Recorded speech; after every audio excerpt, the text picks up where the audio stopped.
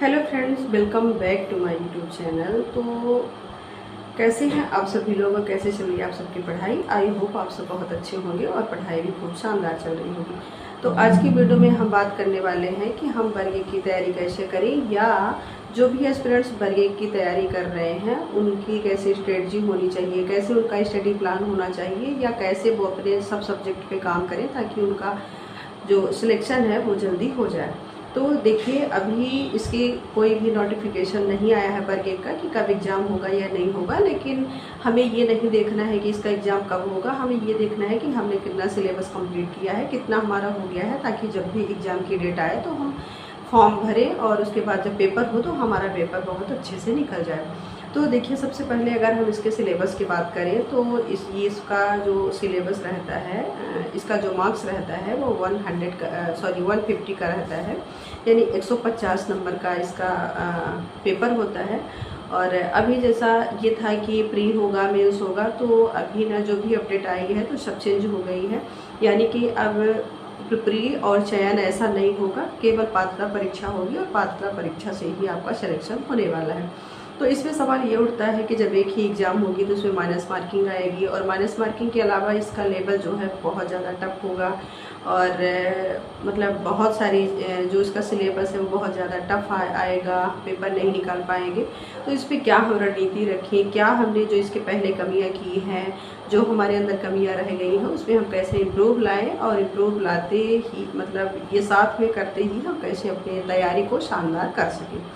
तो देखिए, अगर हम सबसे पहले इसके सिलेबस की बात करें तो इसका जो सिलेबस है तो मतलब पेपर 150 नंबर का होता है। 150 में पर्टिकुलर आपका 120 नंबर का आपकी सब्जेक्ट होगी। उसके बाद 30 नंबर का जो है तो उसमें मैथ, हिंदी, इंग्लिश, रीजनिंग और जीके, मैनेजमेंट, ये सारी चीज़ें होने वाली हैं। अब देखिए, जो 30 नंबर का होता है उसमें किसी पोर्शन से 4 नंबर का, किसी से 5 नंबर का, किसी से 6 नंबर का, किसी से 3 नंबर का, इस प्रकार से आपके क्वेश्चन रहने वाले हैं। ठीक है।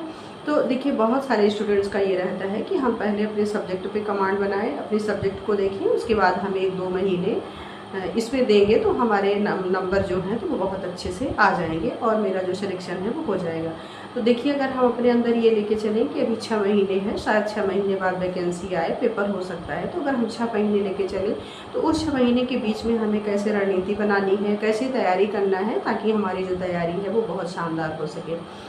तो देखिए, सबसे पहले मैं बात करूँगी कि आप ना अपने सब्जेक्ट को डिवाइड कर लीजिए और उसमें ये देखिए कि जो मेरा 120 नंबर का है उस पर मुझे कितनी मेहनत करना है, साथ ही साथ जो 30 नंबर का है उस पर मुझे कितना फोकस देना है। तो जैसे अगर आप दिन में 6 घंटे पूरा पढ़ाई कर रहे हो, 6 घंटे में अगर आप 5 घंटे 120 नंबर का दे रहे हो, या मेरे ख्याल से आप 4 घंटे 120 वाले को दो, तो 2 घंटे आप इधर जो भी सब्जेक्ट है उसको दो। क्योंकि अभी तक ये था कि अगर हमारा 150 का पेपर है, हमने इधर 120 में अगर 110 नंबर पा लिया, हमारे 10 नंबर छूट रहे हैं, उधर हमें एक भी नंबर नहीं मिला तो भी हमारा सिलेक्शन हो सकता है। लेकिन न्यू अपडेट जो भी आई है, जो नया बदलाव हुआ है, जो चेंजेस हुए हैं उसमें सिलेबस के अकॉर्डिंग, उसमें यह है कि आपको जीके पोर्शन भी करना है, यानी उधर का पोर्शन 30 नंबर जो है तो 30 में भी आपको कुछ मार्क्स कंपलसरी हो जाएंगे कि इतना आपको लाना है तभी आपका सिलेक्शन होगा।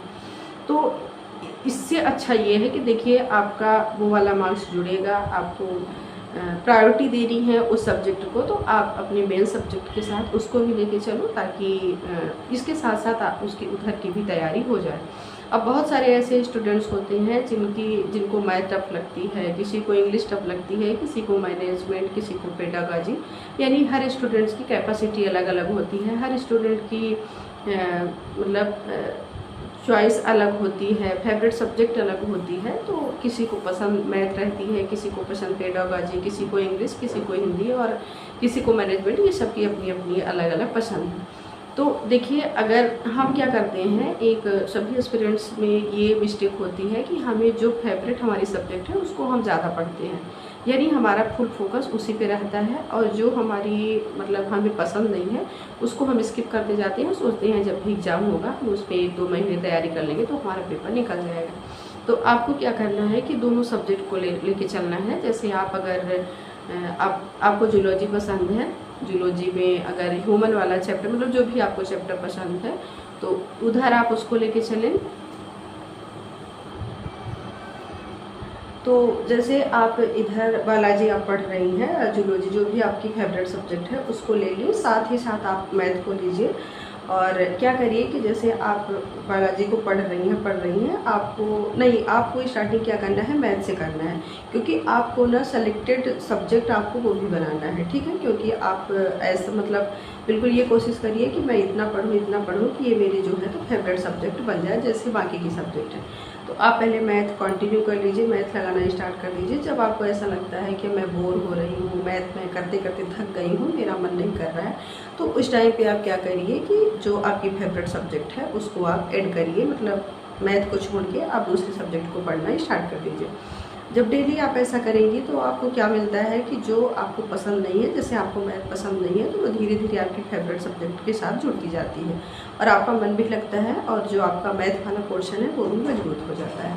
तो आप इस प्रकार से ना जो भी सब्जेक्ट पसंद नहीं है, जितने भी एस्पिरेंट्स हैं, चाहे वो इंग्लिश हो, हिंदी हो, मैथ हो, जो भी सब्जेक्ट हो, आप इस प्रकार से उसको अपनी डेली की रूटीन में ऐड कर सकते हैं और फेवरेट सब्जेक्ट बना सकते हैं। उसके बाद अब ये सवाल आता है कि हम कैसे टाइम निकालें, क्योंकि हम एक गृहिणी हैं, तो किस प्रकार से हमारा टाइम मैनेजमेंट हो, कैसे हम टाइम को सेटल करें ताकि हमारी जो तैयारी है वो शानदार हो जाए। तो यहाँ पे मैं बात करूँगी कि सुबह का टाइम आप अपने लिए ज़रूर निकालें, क्योंकि सुबह का टाइम ना आपके लिए बहुत ज़्यादा बेनिफिशियल होने वाला रहता है। आप सुबह पूरा पीस माइंड सेट के साथ उठिए और उसके बाद पढ़ना स्टार्ट कर लीजिए। अच्छा, सुबह के टाइम पे ना तो आपको कोई लेक्चर देखना है, ना तो यूट्यूब से क्लासेस, ना तो पेड कोर्स, ना मतलब कहीं से कोचिंग वगैरह कुछ नहीं।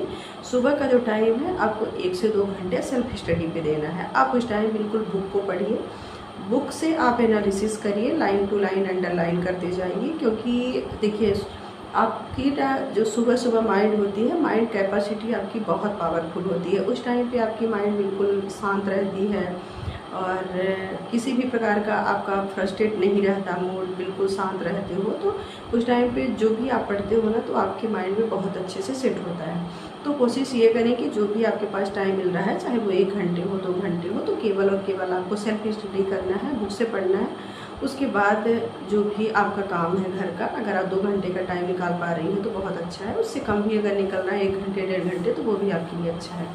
उसके बाद जो भी घर का काम है अपना घर का काम करिए और घर के कामों के बाद जब भी खाली हो जाती हैं तो जो भी आप लेक्चर लेती हैं, जैसे यूट्यूब से क्लासेस ले रही हैं तो यूट्यूब से थोड़ा बहुत पढ़िए। और उसके बाद जैसे आप काम कर रही हैं तो उस दौरान आप यूट्यूब से क्लासेस कर सकती हैं, पढ़ सकती हैं। उससे क्या होगा कि आपका काम भी होगा और आप जो चीज़ें मतलब बैठ के नहीं पढ़ पा रही हैं, टाइम नहीं है, तो वो कान में ईयरफोन ईयरबड लगा के आप यूज़ कर रही हैं, पढ़ रही हैं, तो वो भी आपको इम्पॉर्टेंट होने वाला है। तो इस प्रकार से देखिए आपको तैयारी करना होगा, मतलब कोशिश ये करिए कि हमें सुबह से लेकर शाम तक 24 घंटे में कम से कम हमें 5 से 6 घंटे मिल जाए, ताकि ये जो 6 महीने का टाइम है इसमें हमारा जो सिलेबस है वो भी अच्छे से कंप्लीट हो जाए, पूरा रिवीजन हो जाए, प्रैक्टिस हो जाए, मॉक टेस्ट सब कुछ लगा लें, मेरी तैयारी बहुत अच्छे से हो जाए, ताकि जब भी वैकेंसी आए नेक्स्ट वैकेंसी तो उसमें हमारा सिलेक्शन हो ही जाए। क्योंकि आपको इस 6 महीने में बदलना है, 6 महीने बाद आपका 2027 आने वाला है, तो 2026-27 आपको चेंज करना है। तो देखिए सबसे पहले आपको ईयर चेंज करने से पहले आपको अपना माइंडसेट चेंज करना पड़ेगा, क्योंकि जब तक आप अपना माइंडसेट चेंज नहीं करोगे, जब तक आप अपने अंदर कंसिस्टेंसी नहीं लाओगे, लगातार किसी चीज़ के बारे में नहीं सोचोगे, तब तक आपको कुछ नहीं होने वाला है। तो सबसे पहले आप ना तैयारी करने से पहले आप अपना एक माइंडसेट तैयार करो, एक टारगेट तैयार करो कि हाँ हमें इस टारगेट के लिए ये फिक्स करना है, हमें डेली इतने घंटे निकालना है, चाहे जो भी हो जाए, जो भी मेरे पास काम हो।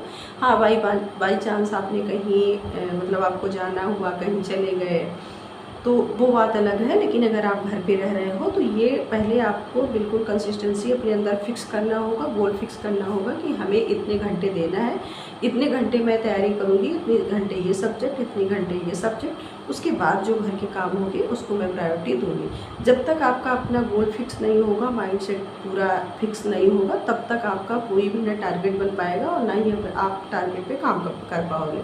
तो देखिए ऐसा करते करते ना एक दिन आपकी ओवर एज भी हो जाएगी, पूरा टाइम चला जाएगा, लेकिन आप सिर्फ बैठ के सोचते रह जाओगे कि काश हमने किया होता, काश हमने तैयारी की होती। तो अगर इस प्रकार से आप करते हो तो आई होप कि आपकी 1 नहीं, 2 नहीं, 3-3, 4-4 आपकी जॉब लगेगी बस ये है कि आपको धैर्य रखना है, टारगेट बनाना है और उस टारगेट पे निरंतर प्रयास करना है और अभ्यास करना है। देखिए, कहावत भी बनी है कि रसरी आप जात है, शिल पर परत निशान। आप अगर किसी कार्य को लगातार करते हैं, वो धीरे धीरे ना वो कार्य पूरा होने की कगार में आ जाता है। और आज आप स्टार्टिंग से मतलब शुरुआत कर रहे हो तो थोड़ी सी कठिनाइयाँ आ रही हैं, लेकिन जब उसको लगातार अपने रूटीन में फॉलो कर लोगे तो वो ना आपको ना तो किसी प्रकार का फ्रस्ट्रेशन होगा, ना तो आपको ये लगेगा कि ये बोरिंग है क्या कैसे। जितना ज़्यादा आप पढ़ोगे उतना ज़्यादा आपको अंदर से ये लगेगा कि ये बाप रे, अभी मेरी ये सब्जेक्ट बाकी है, ये है, मुझे इसको पढ़ना है, उसको पढ़ना है। और ये जो टाइम है ना, अभी आपको लगता है कि मैं कैसे 4 घंटे 5 घंटे पढ़ लूँगी बैठ के, मैं तैयारी नहीं कर पाऊँगी। लेकिन देखते रहना, आप करते करते ना एक दिन इस मुकाम पे आ जाओगे कि आप 9 से 10 घंटे निकालोगे अपने लिए, वो भी आपके लिए कम पड़ जाएगा। बस ये है कि आप धैर्य रखिए, टारगेट बनाइए और उस टारगेट पे काम करना बिल्कुल स्टार्ट कर दीजिए। तो वीडियो को हम करेंगे यहीं पे एंड और मिलेंगे फिर नेक्स्ट मोटिवेशनल वीडियो के साथ। तो आज के लिए बस इतना ही। वीडियो पसंद आएगा तो प्लीज़ एक वीडियो को लाइक कर दीजिएगा, शेयर करिएगा और प्यारा सा कमेंट करिएगा। हम मिलेंगे फिर नेक्स्ट वीडियो के साथ। तो thank you so much, bye bye everyone and all the best.